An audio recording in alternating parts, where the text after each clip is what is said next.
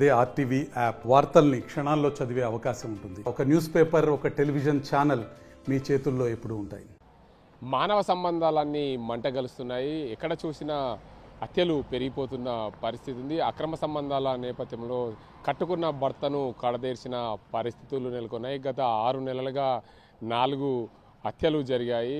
ఒకవైపు కట్టుకున్న భర్తను 100 ఏళ్ల పాటు కలిసి జీవించాలనుకునే తరుణంలో అక్రమ సంబంధాలు అంటగట్టుకొని హత్యలు చేస్తున్న పరిస్థితి నెలకొంది. ఇటీవల కాలంలో తాజాగా బాన్స్వాడ నియోజకవర్గంలోని బిర్కూర్ మండలం నాగారం ప్రాంతంలో భర్తను హత్య చేసిన ఘటన వెలుగులోకి వచ్చింది. తన భర్త తాగుడుకు బానిసయ్యాడనే ఆ కోణంలో ఇతరులతో అక్రమ సంబంధం పెట్టుకొని కట్టుకున్న భర్తను హత్య చేసినట్లు భర్త తమ్ముళ్ళు ఆరోపిస్తున్న పరిస్థితి నెలకొంది. మరోవైపు బాన్స్వాడ నియోజకవర్గంలోని సోమేశ్వర్ ప్రాంతంలో ఏదైతే ఆలయం పక్కనే ఒక శవాన్ని గోనె సంచిలో పడేసిన ఘటన, నెమ్లి గ్రామానికి చెందిన మహిళ హత్య చేసిన ఘటన వెలుగులోకి వచ్చింది. ఆ ఘటనలో అక్రమ సంబంధం నేపథ్యంలోనే భర్తను చంపిన దాఖలాలు పోలీసులతో రుజువైన పరిస్థితి నెలకొంది. పోలీసులు తాజాగా ఎంక్వైరీ చేసి ఆ మహిళ అక్రమ సంబంధం నేపథ్యంలోనే భర్తను హత్య చేసిందని పోలీసుల విచారణ వెల్లడైంది.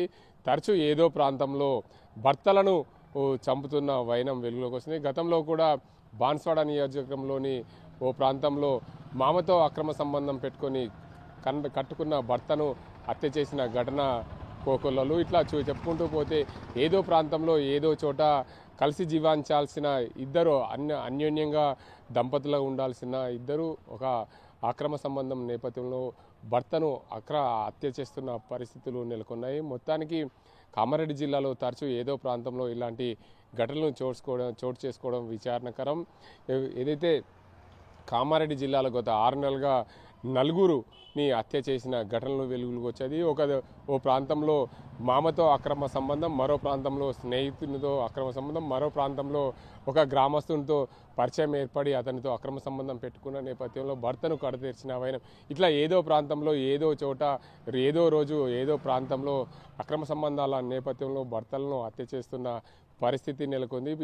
ఇకనైనా సరే కలిసి జీవించాల్సిన దంపతులు 100 ఏళ్ళు జీవిస్తామని చెప్తూనే అక్కడ క్షణిక ఆనందాని కోసం భర్తలను హత్య చేస్తున్న పరిస్థితి వెలుగులోకి వస్తున్న పరిస్థితి నెలకొంది. ఏదేమైనప్పటికీ ఇలాంటి ఘటనలకు పాల్పడకుండా పోలీసులు కానీ సమాజానం కానీ మారాల్సిన పరిస్థితిని పోలీసులు ఏదైతే ఇలాంటి ఘటనలు జరగకుండా ఏదో ప్రాంతంలో అవగాహన సదస్సులు ఏర్పాటు చేస్తే బాగుంటుందని కూడా సమాజం చెప్పుకుంటుంది. ఇలాంటి ఘటనలు జరగకుండా తమ వంతుగా తాము ఏదైతే క్షణిక ఆనందానికి సుఖానికి ఆనందపడి భర్తలను హత్య చేసిన ఘటనల వల్ల చాలా ఇబ్బందులు, అంటే చాలా ప్రాంతాల్లో పిల్లలు అనాథలై, భర్త చనిపోయాడు, భార్య కటకాల పాలైంది, పిల్లలు అనాథలైన పరిస్థితులు ఎన్నో ఉన్నాయి.